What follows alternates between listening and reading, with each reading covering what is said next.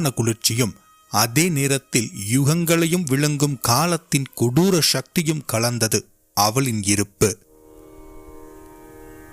அந்த தெய்வம்தான் தேவி சின்னமஸ்தா.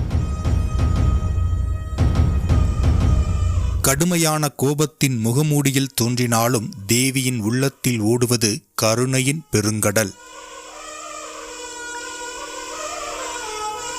ஆதரவின்மை, பயம், துன்பம் ஆகியவை தேவியின் நிழலைக் கண்டாலே நடுங்கும்.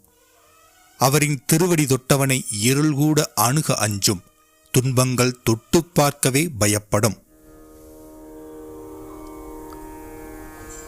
ஒரு தெய்வத்திற்கு அழகே அவரின் திருமுகம்தான். ஆனால் அந்த திருமுகமே இல்லாமல் இருப்பது வெறும் பார்வைக்கு மட்டுமல்ல, அது மரண பயத்தை விரட்டும் புயல் காற்று. அங்கிருந்து பீரிட்டு எழும் குருதி